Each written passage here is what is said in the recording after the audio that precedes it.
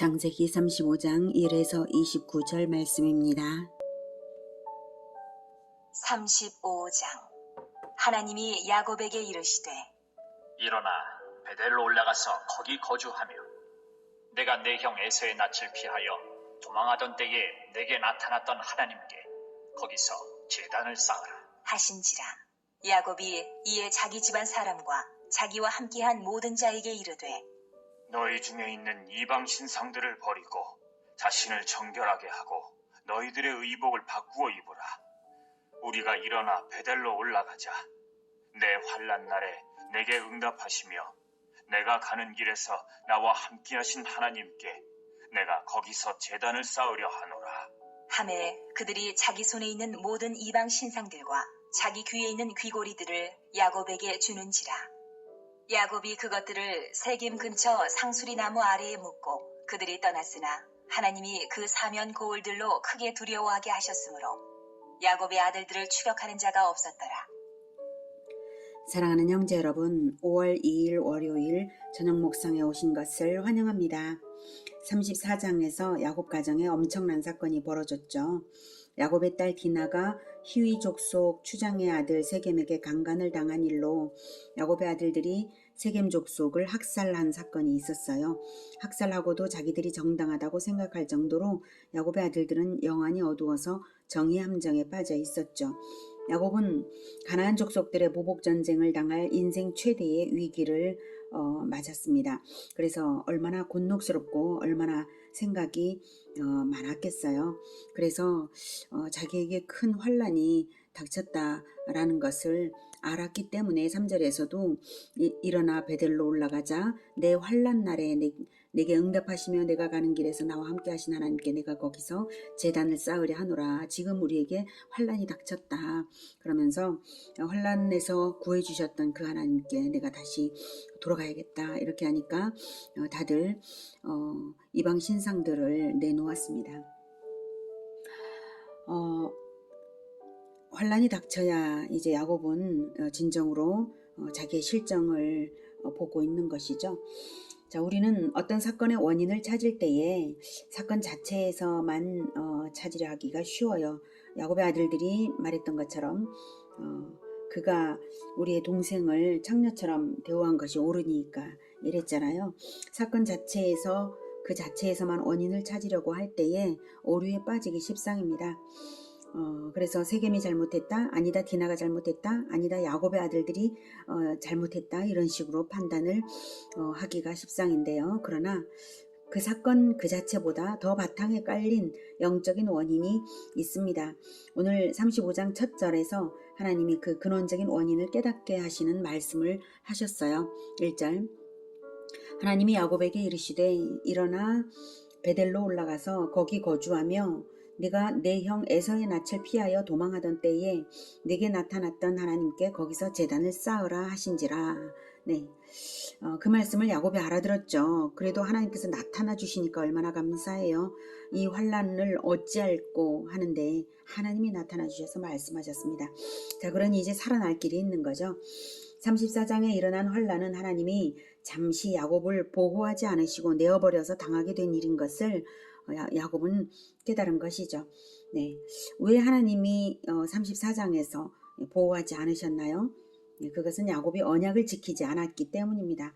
야곱은 야곱을 죽이려 하는 에서를 피하여 하란으로 갈 때에 꿈에 나타나셔서 사닥다리 위에서 언약을 말씀하신 하나님께 서원을 했어요. 창세기 28장 22절에 내가 기둥으로 세운 이 돌이 하나님의 집이 될 것이라고 그렇게 서원을 했잖아요. 그리고 20년 세월이 흐른 후 하나님이 베델이 하나님이라 하시며 하신 명령이 베델에서의 서원을 지키라 하셨죠.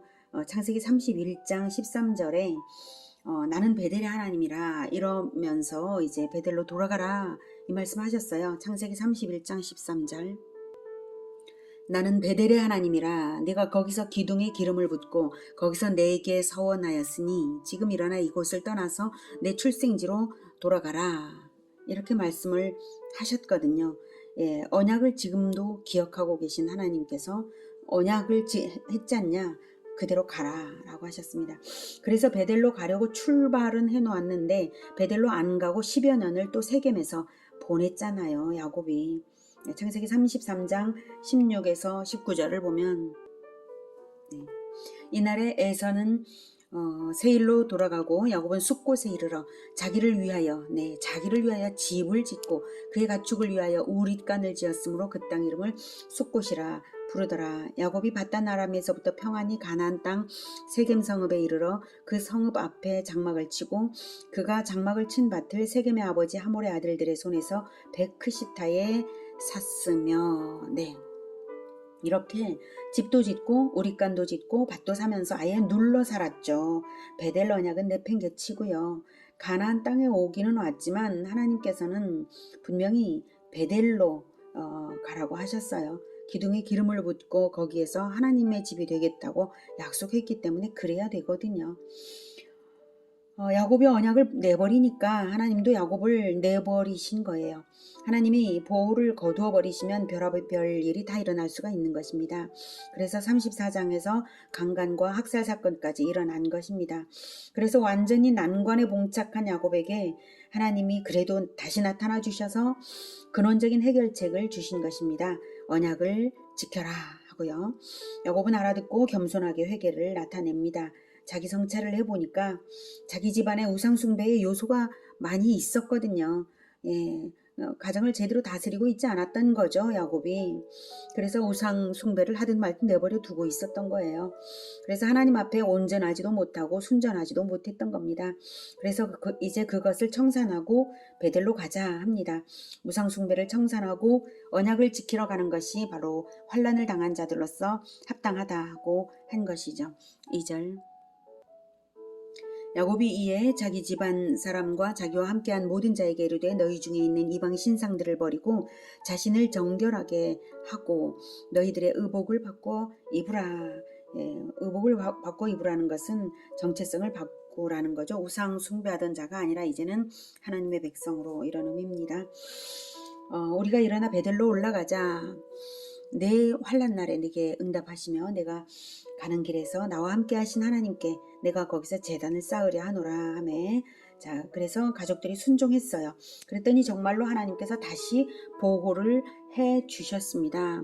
5절에 그들이 떠났으나 하나님이 그 사면 고울들로 크게 두려워하게 하셨으므로 야곱의 아들들을 추격하는 자가 없었더라. 이게 하나님께서 가나안 주민들에게 두려움을 주어서 막아주신 것이죠. 야곱 가정이 언약을 지키기 위해서 움직이기 시작하니까 주권적으로 보호하시는 것입니다. 오늘 우리는 언약에 철저하신 하나님을 만나고 있습니다. 우리에게 언약을 지키기를 철저히 요구하실 하나님이십니다. 그리고 언약을 지키는 길에서는 비상하게 보호하시며 편들어 주시는 하나님이십니다. 그러니 하나님 역시 언약대로 반드시 이루실 분이십니다. 어떤 언약이 있습니까? 우리 주 예수님께서 영원한 왕으로 다시 오실 언약이 있습니다. 우리가 지켜야 할 것은 무엇인가요? 예수님께서 다시 오시는 날까지 사랑으로서 복음화 제자화를 하는 것입니다. 이것을 지키는 한 우리는 무적입니다. 그게 분명한 것입니다. 마태복음 28장 18, 19, 20절 지상명령에 다 나와 있죠. 예수께서 나와 말씀하여 이르시되 하늘과 땅의 모든 권세를 내게 주셨으니 그러므로 너희는 가서 모든 민족을 제자로 삼아 아버지와 아들과 성령의 이름으로 세례를 베풀고 내가 너희에게 분부한 모든 것을 가르쳐 지키게 하라. 볼지어다 내가 세상 끝날까지 너희와 항상 함께 있으리라 하시니라. 언약을 지키고 있다면 인생의 어떤 난관에도 낙심하지 마시기 바랍니다. 주 예수님께서 하늘과 땅의 모든 권세로서 함께 하실 언약이 있습니다. 다만 바로 그 언약, 복음화, 제자화의 길, 그 언약의 길에 서시고 떠나지 마시기를 바랍니다. 이것이 인생 승리의 비결입니다. 오늘 이야기에서 저는 한 가지를 더 생각해보고 싶습니다. 바로 학살당한 히위족 세겜 마을 사람들에 대한 것입니다. 세겜이 디나를 강간한 것은 잘못이지만 디나를 진심으로 사랑했고 결혼으로 책임지려고 정중한 청혼을 했고 야곱의 아들들의 제안대로 세겜 마을 남자 전체가 할례를 했습니다. 그런데 결과는 학살을 당한 것입니다. 비록 강간이라는 계기가 나빴지만 나름 신사적이었던 세겜 마을이 학살당한 것에 대하여는 보상이 필요하지 않을까요? 야곱의 아들들이 학살로 보복을 한 것에 대해서는 심판을 하셔야 하는 것이 아닌가요? 더욱이 야곱의 아들들은 하나님과의 언약의 징표인 할례를 악용해서 잔인무도한 짓을 저질렀으니 하나님께 얼마나 해악을 입힌 것인가요? 저는 이 문제에 대해서 이렇게 봅니다. 희위 족속에 대한 보상은 하나님께서 훗날 역사 속에서 하셨다는 사실입니다. 가나안 정복 전쟁 때 일인데요. 여호수아가 이끄는 이스라엘 군대를 두려워한 히위족의 기브온 사람들이 거짓말로 이스라엘과 화친을 맺은 적이 있습니다. 이스라엘이 속아서 여호와의 이름으로 화친을 했죠. 가나안 족속인 줄 알았다면 안 했을 텐데 가나안 족속과의 화친은 하나님이 금지하신 일인데도 속아서 실수를 한 것입니다. 여호수아 9장 7절에 이렇게 이스라엘이 말했죠. 이스라엘 사람들이 히위 사람들에게 이르되 너희가 우리 가운데에 거주하는 듯하니 우리 가운데 즉 가나안 땅에 근처에 거주하는 듯하니 우리가 어떻게 너희와 조약을 맺을 수 있으랴 이렇게 말을 했었는데요. 그러나 이제 여호수아 9장 15절에 보면 화친을 했어요. 여호수아가 곧 그들과 화친하여 그들을 살리리라는 조약을 맺고 회중 족장들이 그들에게 맹세를 했습니다. 얼마 못 가서 히위족의 거짓말은 들통이 났죠. 여호와의 이름으로 그러나 여호와의 이름으로 맺은 화친이었기 때문에 결과적으로 그 전쟁 속에서 이스라엘은 히위족의 그 기브온은 진멸을 하지 않고 그 전쟁에서 기브온을 도와서 기브온을 보호했습니다. 그래서 기브온은 구원받았습니다. 히위족의 기브온은 저는 이것이 하나님의 보상이라고 생각합니다. 거짓말에 속아서 죽음을 당했었지만 과거에는 그런데 이번에는 거짓말로 속일 때 이스라엘이 속아 넘어감으로써 진멸을 또한 면하게 된 것입니다.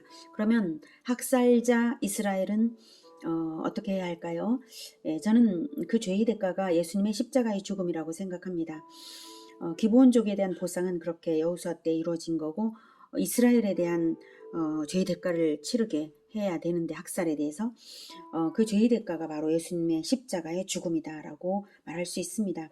이스라엘이 언약을 지키러 올라갔잖아요. 그래서 이스라엘에게는 심판을 유보하셨어요. 하나님께서. 그래서 이스라엘의 후손 그리스도께서 훗날 죽음으로 갚으신 것입니다. 이것이 바로 할례의 원리입니다. 아브라함에게 할례를 명하실 때에도 죽을 죄를 지은 것은 바로 아브라함이었죠. 하갈을 취해서 언약 어긴 아브라함인데 죽음을 후손이 당할 것을 전제로 해서 아브라함에게는 오히려 축복을 하시면서 이름도 아브라함이 아니라 아브라함으로 모든 민족의 아버지라고 말문이 막히는 축복을 심판 대신 주신 것입니다. 후손의 죽음이라는 상징으로 할례만 남기시고 말입니다. 후손 그리스도의 죽음이 전제되지 않았다면 공의의 심판주 하나님의 이 행동이 이해될 수 없는 것입니다. 생각해 보십시오. 왜 죄인을 살리고 더 축복한단 말입니까? 죄인을 살리고 보호한단 말입니까? 심판을 해야지. 하나님께서는 심판을 완전하게 하시기 위해서 언약을 지키기 위하여 나아가는 그 길에서 야곱의 아들들을 보호하시되 그 심판은 야곱의 후손, 이스라엘의 후손에게 유보하신 것입니다. 하나님은 절대 공짜가 없으십니다. 행한 대로 갚아주시는 분이십니다. 우리가 언약대로 계명을 지키는 삶을 산다면 하나님은 언약대로 약속하신 모든 복을 주시고 천하무적이 되게 하십니다. 왜냐하면 그 언약을 어긴 죄의 대가 지불은 예수님께서 하시니까요. 그래서 그 언약의 피를 십자가에서 예수님께서 뿌리셨죠. 언약의 피를 뿌리신 예수님이 하나님 보좌 우편에서 우리를 편들고 계시기 때문에 하나님께서는 우리의 죄를 덮으시면서 또한 우리가 언약대로 나아갈 때 언약을 지키기 위해서 계명을 지키면서 살아간다면 하나님께서 우리에게 복을 주시는 것입니다. 심판이 이미 실행이 되어버렸기 때문입니다. 자기 피로 사신 교회가 사랑의 복음화 제자화를 자기 대신 하고 있기 때문에 예수님께서는 하늘과 땅의 모든 권세로서 지키시며 승리하게 하시는 것입니다. 예수님께서 언약의 피를 뿌리신 예수님께서 하나님의 보좌 우편에서 우리를 편들고 계시다는 이것이 얼마나 놀랍고 은혜로운가요. 그러니 우리가 이 언약을 지키는 길, 계명을 지킴으로써 언약의 성취를 바라보고 나아가는 이 길이 가장 귀하고 복되고 승리이고 절대적인 성공의 길입니다. 6절. 야곱과 그와 함께한 모든 사람이 가나안 땅 루스 곧 베델에 이르고 그가 거기서 제단을 쌓고 그곳을 엘베델이라 불렀으니 이는 그의 형의 낯을 피할 때에 하나님이 거기서 그에게 나타나셨음이더라. 리브가의 유모 드보라가 죽음에 그를 베델 아래에 있는 상수리 나무 밑에 장사하고 그 나무 이름을 알론바굿이라 불렀더라. 네, 6절에서 드디어 베델에 이르고 드디어 도착했다는 표현이죠. 이렇게 하나님과 야곱 사이에 엄중한 언약이 있는데 그동안 야곱이 언약 이행을 회피하다가 10여 년이 흐른 이제서야 드디어 베델에 돌아와 제단을 쌓은 것이죠. 그래서 하나님께서 아주 많이 기다렸다는 그 느낌을 베델에 이르고라고 표현했습니다. 8절에서 드보라가 이제 죽었고 마침 드보라의 장례를 유모 드보라의 장례를 베델 상수리 나무 밑에 해서 야곱이 언약을 지켰다는 역사적 증거 사적도 남게 되었네요. 하나님은 야곱이 언약을 지키도록 인도하기도 하시고 또 기다렸다는 듯이 정말로 간절히 기다렸다가 야곱에게 나타나 복을 주십니다. 9절. 야곱이 바단 아람에서 돌아오매 하나님이 다시 야곱에게 나타나사 그에게 복을 주시고 하나님이 그에게 이르시되 내 이름이 야곱이지만은 내 이름을 다시는 야곱이라 부르지 않겠고 이스라엘이 내 이름이 되리라 하시고 그가 그의 이름을 이스라엘이라 부르시고 네, 바단 아람에서 돌아옴에 복을 주셨습니다. 바단 아람은 하란이 속한 지역이에요. 드디어 언약을 지킨 것을 인정하시고 복을 주신 것이죠. 그리고 다시 이름을 바꿔주세요. 그런데 새 이름 이스라엘은 이미 10여 년 전에 주신 것인데 다시 주시네요. 네, 창세기 32장 28절에 그가 이르되 내 이름을 다시는 야곱이라 부를 것이 아니요 이스라엘이라 부를 것이니 이는 내가 하나님과 및 사람들과 겨루어 이겼음이니라 이랬었잖아요. 10여 년 전에 새 이름 주었지만 야곱은 여전히 야곱으로만 살고 있었다는 것을 알 수가 있습니다. 이스라엘로는 살지 못했기 때문이죠. 야곱은 속여 이기려는 자라는 의미이고요. 이스라엘은 하나님이 이기소서라는 뜻입니다. 그러니까 하나님께 다스림을 받는 자, 하나님의 다스림을 받는 자라는 게 바로 이스라엘이라는 의미입니다.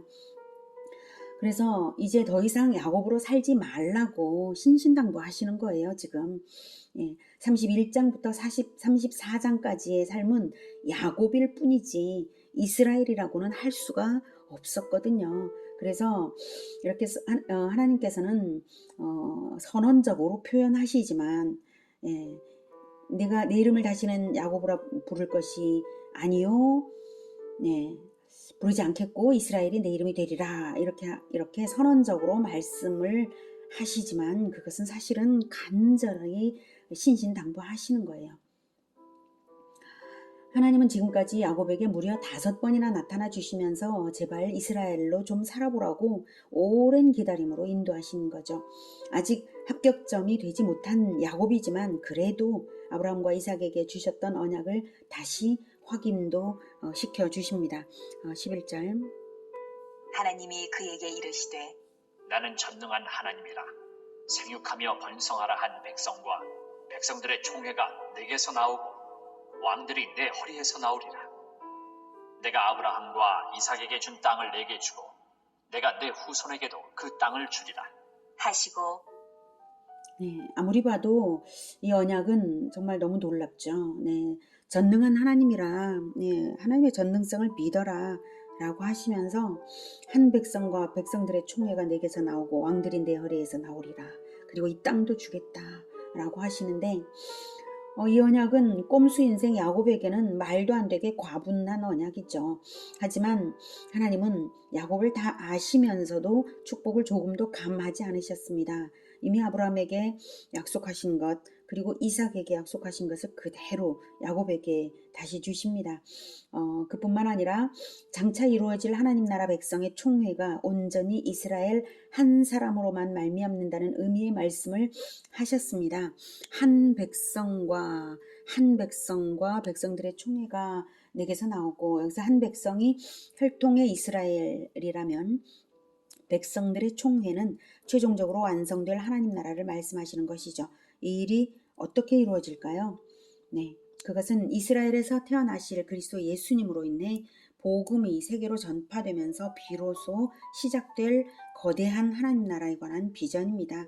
야곱은 이 정도까지는 못 알아들었겠지만 그래도 핵심은 알아는 들었을 테니 이제 어떻게 살아야겠습니까? 야곱이 아니라 이스라엘로 살아야 하죠. 하나님께서 이렇게 전능성을 전제로 말씀하시면서 이거 다 이루겠다, 그러니까 이스라엘로 살아라, 이렇게 말씀하시잖아요. 그러나 이후 야곱의 인생은 이스라엘로서 온전한 이스라엘의 인생은 아니었어요. 13절. 하나님이 그와 말씀하시던 곳에서 그를 떠나 올라가시는지라. 야곱이 하나님이 자기와 말씀하시던 곳에 기둥 곧 돌기둥을 세우고 그 위에 전제물을 붓고 또 그 위에 기름을 붓고 하나님이 자기와 말씀하시던 곳의 이름을 베델이라 불렀더라. 그들이 베델에서 길을 떠나 에브랏에 이르기까지 얼마간 거리를 둔 곳에서 라헬이 해산하게 되어 심히 고생하여 그가 난산할 즈음에 산파가 그에게 이르되 두려워하지 말라. 지금 내가 또 등남하느니라. 하매 그가 죽게 되어 그의 혼이 떠나려 할 때에 아들의 이름을 베논이라 불렀으나 그의 아버지는 그를 베냐민이라 불렀더라. 라헬이 죽음에 에브랏 곧 베들레헴 길에 장사되었고 야곱이 라헬의 묘에 비를 세웠더니 지금까지 라헬의 묘비라 일컫더라. 네, 14절에 자기 스스로 다시 돌기둥을 세우고 기름을 붓고요. 그리고 베델이라 부르고서는 곧이어 하는 행동들은 16절에 떠나요. 다시 길을 떠나는 것을 볼 때에 그렇게 생각이 됩니다. 하나님은 베델에 거주하라 하셨는데 야곱은 온전한 이스라엘 인생은 아닌 거예요. 창세기 35장 1절에 이미 뭐라고 말씀하셨나요? 1절 보죠. 네, 하나님께서 야곱에게 이르시되 일어나 베델로 올라가서 거기 거주하며. 네, 분명히 거주하며 거기에 제단을 쌓으라 하셨습니다. 네, 거주하면서 제단을 쌓으라는 것은 예배 공동체를 세워가라는 말씀입니다. 그게 야곱의 약속이었어요. 예, 거기 돌기둥 세우면서 여기가 하나님의 집이 되겠습니다. 이렇게 언약했잖아요. 그럼 지켜야죠. 물론 야곱이 베델을 성역화해서 돌기둥도 세웠고 그리고 거기에 전제물도 붓고 또 기름도 붓고 이렇게 하긴 했어요. 네, 기름을 붓고 이렇게 하긴 했지만 그래서 성역화했죠. 그러나 베델에서 멀리 갈 생각은, 그렇게 하는 걸 보면 멀리 갈 생각은 아니었고 다만 거리를 두는 그런 야곱의 모습입니다. 베델을 떠나 베들레헴으로 가는 길에 라헬이 산고를 겪다가 죽어서 라헬의 묘비가 세워졌는데요. 의미를 부여하면 유모 드보라의 베델 상수리 나무 아래 무덤이 언약을 지키고 있다는 역사적 증거였다면 라헬의 무덤은, 라헬의 묘비는 언약을 비껴간 증거라고 저는 생각합니다. 아들을 낳지 못하니까 과거에 죽겠다고 야곱에게 원망의 말을 함부로 하던 라헬이었고 그리고 라반에게서 떠날 때에 드라빔을 훔쳤던 라헬이었고 야곱은 훔친 자는 반드시 죽으리라고 라반에게 모르고 맹세했었죠. 입술의 열매와 행실의 열매를 지금 받는 것이기도 하고요. 그럴지라도 긍정적인 면이 또 중요합니다. 라헬이 그토록 원하던 아들을 두 번째로 낳았다는 사실이죠. 비록 죽어가긴 하지만 고통 중에라도 아들을 낳았으니까 마치 이스라엘의 역사가 죄로 얼룩지면서도 고통 중에 그리스도를 낳았고 신약의 교회 공동체를 낳은 것을 상징하는 것과도 같아요. 하나님이 허락하시는 축복이죠. 이로써 막내를 낳아서 이스라엘의 12아들이 되고요. 장차 이스라엘의 12지파가 될 12명이 탄생한 거예요. 한 백성과 백성들의 총회가 내게서 나오고 왕들이 내 허리에서 나오리라 하신 말씀대로 하나님께서 지금 베풀어 주시고 계신 것입니다. 그러니 그 땅 역시 이스라엘에게 주실 것이 분명하죠. 이후 야곱 인생에는 야곱이라는 이름과 이스라엘이라는 이름이 혼용되면서 성경에 기록되고 있습니다. 야곱 인생이 계속적으로 타협적인 것을 의미하는 것이죠. 언약과 세상 사이에서 오락가락했습니다. 그리고 적어도 하나님의 집이라 할 수 있는 교회 공동체를 꾸려나가는 특별한 노력은 나타나고 있지 않아요. 야곱에게. 그것은 자녀들의 행실을 보면 알 수가 있습니다. 21절 이스라엘이 다시 길을 떠나 에델 망대를 지나 장막을 쳤더라. 이스라엘이 그 땅에 거주할 때에 르우벤이 가서 그 아버지의 첩 빌하와 동침하매 이스라엘이 이를 들었더라. 야곱의 아들은 12이라. 레아의 아들들은 야곱의 장자 르우벤과 그 다음 시므온과 레위와 유다와 이사갈과 스불론이요. 라헬의 아들들은 요셉과 베냐민이며 라헬의 여종 비라의 아들들은 단과 납달리요. 레아의 여종 실바의 아들들은 갓과 아셀이니 이들은 야곱의 아들들이요. 바단 아람에서 그에게 낳은 자더라. 네, 이렇게 루벤처럼 행실이 나쁜 아들의 면모가 나타나고요. 그런 와중에도 12지파의 기원이 되는 아들 12를 얻은 것을 말하고 있습니다. 하나님은 충족수 12를 주셔서 완전하게 행하시는데 인간은 언약에 불충해서 자식 교육을 제대로 시키지 못하는 모습이 대조되고 있죠. 27절 야곱이 기럇아르바의 마므레로 가서 그의 아버지 이삭에게 이르렀으니 기럇아르바는 곧 아브라함과 이삭이 거류하던 헤브론이더라. 이삭의 나이가 180세라. 이삭이 나이가 많고 늙어 기운이 다함에 죽어 자기 열조에게로 돌아가니 그의 아들 에서와 야곱이 그를 장사하였더라. 이렇게 35장에서는 세 사람의 죽음이 나타나네요. 12아들의 막내가 탄생하는 것을 보았고요. 세대 교체가 일어나고 있는 것을 보여주는 장입니다. 이후에 창세기는 야곱보다는 야곱의 아들들에게 초점이 맞춰져요. 세대 교체가 일어나고 있어서죠. 간간히 나오는 이스라엘 이름에 야곱과 이스라엘이 섞여 호칭되는 것으로는 야곱에 대한 성경의 평가가 그렇다는 것을 반영한 것입니다. 창세기 마지막 부분까지 야곱과 이스라엘은 뒤섞여 호칭이 됩니다. 은혜가 되는 것은 야곱은 그렇게 오락가락일지라도 하나님은 전혀 변함없이 언약을 수차례 확약하실 뿐만 아니라 야곱의 걸음이 진전될 때마다 더욱 진전되는 계시를 주셨다는 사실입니다. 하나님은 참으로 신실하신 분이십니다. 사람이 아무리 부족할지라도 한 번 맺어진 언약 관계를 끝까지 이끌어가시는 하나님의 모습입니다. 야곱이 이왕이면 순종을 잘해서 더 행복한 인생 살았으면 더 좋았을 걸 하는 아쉬움이 남는 야곱 인생입니다. 그러니 여러분 어떻게 사시겠습니까? 언약 안에 아직 들어오지 않은 분이라면 예수님을 믿고 언약 백성으로 확고하게 들어오시기를 바랍니다. 우리에게 언약을 지키도록 주신 계명은 사랑으로서 복음화 제자화를 하며 다시 오실 예수님을 기다리라는 그 한 가지입니다. 예수님을 왕으로 영접하셨다면 이제 언약에 충성스럽게 사시기를 기원합니다. 야곱처럼 세상과 언약 사이에서 오락가락하지 말고 정직한 마음으로 오직 언약 백성과 함께 하시는 우리 주 하늘과 땅의 모든 권세를 가지신 우리 주 예수 그리스도를 의지하며 승리하는 우리 모두가 되기를 기원합니다. 기도하겠습니다. 하나님, 우리가 오직 주 예수님의 언약을 바라보며 계명을 지켜 복음과 제자와의 삶을 살아가겠습니다. 우리 마음을 붙들어 주시고 확정되어서 변함없이 흔들림 없이 우리 주 예수님만 따라갈 수 있도록 주님 우리를 더욱 성령으로 충만케 하여 주시옵소서. 오직 하나님께서 언약을 열심으로 뜨거운 열심으로 이루어가고 계신 하나님께서 우리를 인도하시며 다스리시며 끝까지 승리하게 하실 줄 믿습니다. 예수님의 이름으로 기도드립니다. 아멘. 이어지는 시간은 개인 기도 시간입니다.